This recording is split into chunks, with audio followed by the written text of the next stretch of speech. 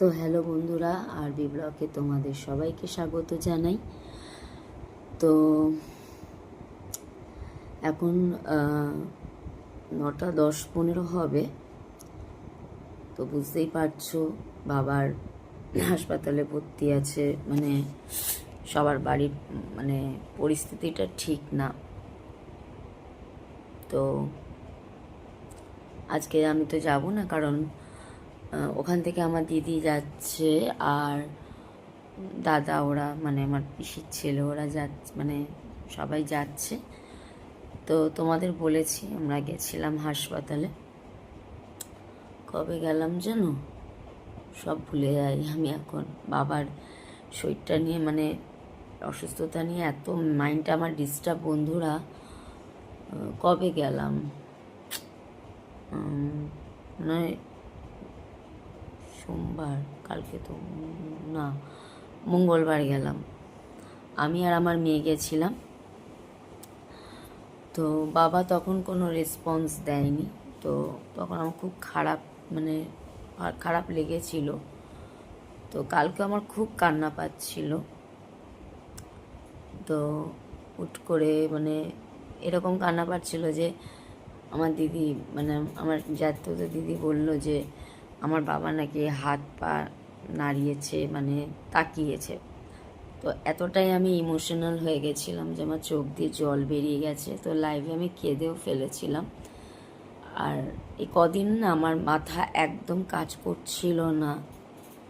তো আজকে আমার মা আর মেয়ে যাবে। তো কদিন ধরে আমার বাবা হাসপাতালে, মানে যবে থেকে গেছে, আমি, আমার মা, আমার মেয়ে ঠিকঠাক খাওয়া দাওয়া করিনি। একদমই খাওয়া দাওয়াটা বলতে গেলে মানে করাই হয়নি। তো তোমরা আমার গলার ভয় শুনে বুঝতেই পারছো আমার ভীষণ ঠান্ডা লেগেছে। আর তোমাদের একটা কথা বলা হয়নি, আমার প্রচণ্ড হাই প্রেশার। মানে আমি কোনো টেনশনের জিনিস আর নিতে পারি না। মানে খুব যদি, মানে ধরো আমার লাইফে এমন টেনশন, মানে খুব গুরুত্বপূর্ণ টেনশন, মানে কোনো বিষয় নিয়ে আমার যদি টেনশন হয় না, আমার প্রচণ্ড, আমি ঘামি আর প্রচণ্ড মানে মাথা পাতা ঘুরিয়ে যায়। আমার হাই প্রেশার আছে। আমার আগে লো প্রেশার ছিল, কিন্তু এখন এমন হয়ে গেছে যে আমার হাই প্রেশার হচ্ছে, মানে তাও 2 বছর ধরে। মানে এখন আমি অনেক কিছু না নিতে পারি না। মানে আমার মেজদি চলে যাওয়ার পর থেকে আমি এত, আমার মাথা গরম হয়ে যায় অল্পতে, যে আমার মা ধরো সামান্য কথা বললো তো মানে আমি খুব মানে মানে কিছু করে বসি, এরকম একটা টাইপের মানে হাত ফাত কাঁপে, এরকম একটা আমি হয়ে গেছি। তো বাবা হাসপাতালে এখন আছে। তো সারা রাত ঘুমাতে পারি না, প্রচণ্ড মানে কষ্ট হয়, চিন্তা করি, এই মনে হয় কোন যদি খারাপ খবর আসে। তো যাই হোক, এখনও আমরা এই রাস্তা দিয়েই চলছি। তো ঠিকঠাক আমি ব্লগ দিতে পারছি না তোমাদের, বারবার করে মানে বলছি যে বাবার কি অবস্থা। তো কালকে কালকে আমার মাকে আমি 3 দিন রাতে রান্না করেছি, মাকে করতে দিইনি। তো আমারও শরীরটা খুবই খারাপ। তো কালকে আর শরীর ভাল লাগছিল না আমার। তো বাইরে দিয়ে খাবার আনা হয়েছে। তো মাও কতদিন ধরে কিচ্ছু খেতে পারছে না, বাজার ঠিকঠাক করছে না, কোনো রকমে খাচ্ছি। মানে রাতে তো আমার মেয়ে তো প্রায়ই খায় না, আমি কোনো সময় দুপুরে খাই না, রাতে কীরকম খাই, মা ধরো মা কিংবা কোনো কিছু বাসি কোনো ডিম টিম মানে ফ্রিজের ওখান থেকে আমি একটু গরম করে খেয়ে নিচ্ছি। আর 3 দিন ধরে আমি রান্না করেছি, আমাদের রেগুলারই ডিমের ঝোল হয়। তো 3 দিন ধরে আমি মাকে হেল্প করেছি, মা শুধু ভাতটা করেছে আর আমি ডিমের ঝোল একটু করে, মানে আমাদের প্রত্যেক দিনই। আর আমার বাবা যেহেতু ডিমের ঝোলটা খেতে বেশি ভালোবাসতো, এখন তো হাসপাতালে ভর্তি, তো ডিমের ঝোলটাই করা হয়। তো যাই হোক, তো কালকে আর না আমার রান্না করতে ইচ্ছে করছিলো, আর আমার মা করতে যাচ্ছিলো, আমি করতে দিইনি। আমার মাকে বললাম, মা আমারও শরীরটা ভালো লাগছে না, তো বাইরে দিয়ে খাবার আনিয়েছিলাম, তো তাও এত কালকে রাতে আমিও খাইনি, আমার মেয়ে একটু মুখে দিয়েও খাইনি, মানে কারোরই মনের পরিস্থিতি ভালো নয়। তো ব্লগটা আমি তোমাদের দিলাম।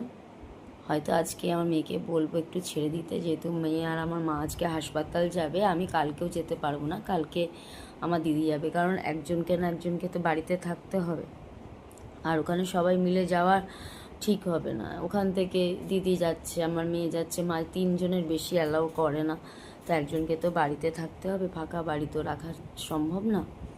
তো আমি যাব শনিবার বাবাকে দেখতে, তো কালকে দিদি যাবে, আজকে আমার মা আর মেয়ে যাবে। আর আমার মেয়ের স্কুলটা পুরো কামাই গেল, মঙ্গল না সোমবার থেকে, আমার মেয়ে সোমবার থেকে স্কুল কামাই করেছে। তো আন্টিকে বলা হবে, আজকেই হয়তো ফোন করা হবে, বন্ধু বান্ধবরা এসে খোঁজ নিয়ে যাচ্ছে। তা দেখি কে বাবা কি এখন কেমন আছে, মা গেলে জানতে পারবো, কারণ বারবার করে ফোন করাটা ঠিক না, কারণ আমাদের এখান থেকে দূরত্বটা অনেক। তো যাই হোক, আমি সাই বাবার কাছে যেদিন আমি হাসপাতালে বাবাকে দেখতে গেছি, আমি আমার বাবার ফুল বাবার মাথায় ছুঁয়ে দিয়ে এসেছি, তো আমার বাবা ঠিক করে দেবে। তো যাই হোক বন্ধুরা, তোমাদের আজকে আমি এই কারণেই কথাগুলো বলার জন্যই ব্লগটা দিলাম, যেহেতু আমি শর্টস দিতে পারছি না, আমার এক্সপ্রেশন আসছে না মন থেকে, মনটা ভীষণই আমার খারাপ। তো যাই হোক, আজকে আমি ব্লগটা দিলাম। আমার মেয়ে জানি না আজকে সন্ধেবেলা ছাড়লে মোবাইলে কালকে সকালে পৌঁছাবে কিনা, মানে সবাই দেখতে পারবে কিনা আমার ব্লগটা।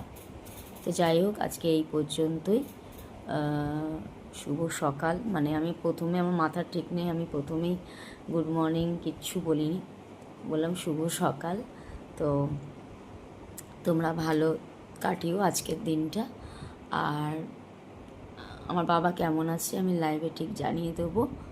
তো জানি না যে লাইভ আমি করতে পারবে কি না, ওর শরীর দেবে কি না, কালকে আমি করেছে, বেশিক্ষণ করতে পারিনি। আজকে এই পর্যন্তই ব্লগটা, টাটা, সুস্থ থেকো, ভালো থেকো।